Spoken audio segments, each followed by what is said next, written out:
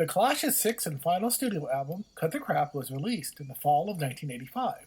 Fans and the music press have been waiting for the follow-up to Combat Rock for 3 years. Those who have been listening to Joe Strummer in interviews were anticipating a back-to-basics rock and roll album, but were highly surprised by what came out. The single, This is England, highlighted what would be on the album, but many were still stunned by the end results. The sound on the album was the brainchild of the Clash's manager Bernie Rhodes.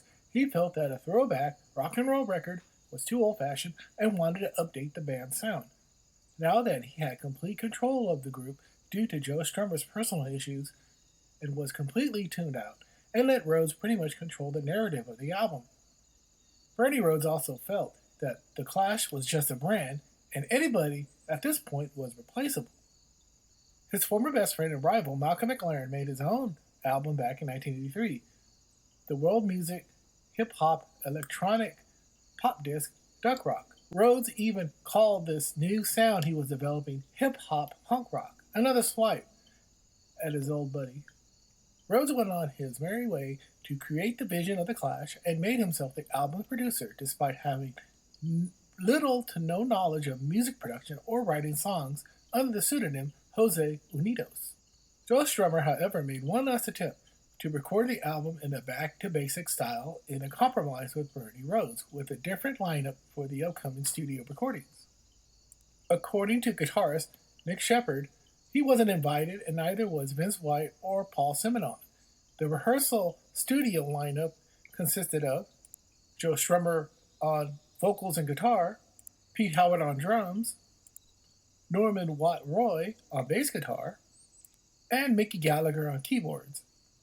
Shepard described how the rehearsal studio lineup of Strummer, Howard, Watt Roy, and Gallagher spent hours trying to arrange the new songs that they played live and made demos of, and the end result sounded like a bad pub rock band. That lineup quickly dissolved when Rhodes one day went up to Gallagher's keyboard and fiddled around with the settings.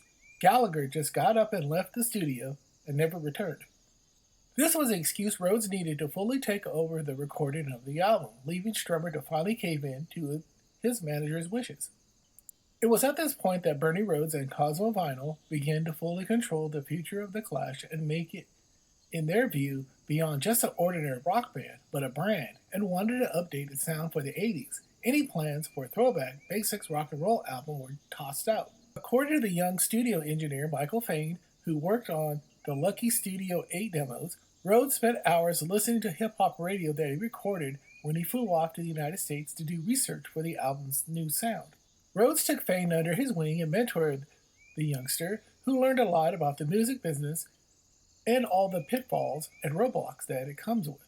Rhodes told Fayne to buy a drum machine and learn how to use it. Pete Howard was then dismissed from the studio recordings now that he was no longer viable. Fayne talked about how Rhodes wanted to mold the Clash into his own vision, saying, Bernie wanted to reinvent the Clash. He made up his mind that he was going to produce the record, hands down, and he wasn't going to actually take much advice or listen to anybody else. Vince White said about the manager, he wanted to be part of the band, really. He wasn't content with being just the manager. Malcolm had done this duck rock thing with hip-hop. I think he wanted to get a bit of that artist recognition. Bernie Rhodes and Michael Fayne traveled to Germany to find a studio for The Clash to record their sixth album, far away enough from England to get away from the press and the record company while soaking up the world of electronic music. Joe Strummer decided to go along with Rhodes' plan to make an electronic hip-hop album, despite a few years earlier of getting mad at Mick Jones for bringing in a keytar into the studio along with a boombox and synthesizer. His quest to make a basic rock album was now dead and decided to collaborate with the manager in the studio. A few months earlier, in late August of 1985, Strummer, along with a few members of a local mariachi band in Los Angeles, recorded a few demos using a keytar. One of the demos was the song 3-Card Trick. Strummer flew off to Spain again in October to work on some new songs for the album. In the months of November and December, before the band was to head off to Germany to record the album, he brought along 4 songs: Movers and Shakers, Cool Under Heat, Play to Win and Life is Wild. The songs, how he originally composed them, would be drastically rearranged by Rhodes to suit the new Clash's sound. All 5 members of the band went into the Lucky 8 studios to lay down some demo tracks of all of the new songs that they played over the past year in late November and December. Rhodes would pick the ones that he felt were suited for the new album. The band had fun in the studio because the manager wasn't there to harangue and bully them as they recorded the songs, but he sent one of his underlings to deliver orders and to monitor their progress. Fayne, who was recording the demos in the Lucky 8 studio, said, Bernie knew when he got it to the actual recording session, he was going to step in and really take over. He heard the songs and kind of picked the ones we were going to do in Munich, and by January of 1985, the band was off to record the album. The studio that Rhodes selected was Warrington Studios, located in the suburbs of the city of Munich.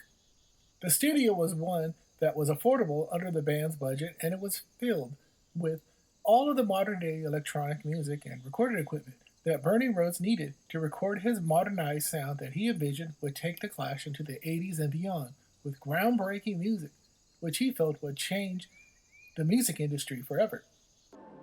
I hope you have enjoyed this episode of Cuppy's Music Curios. My name is Cuppy, and I hope to see you soon. Cheerio!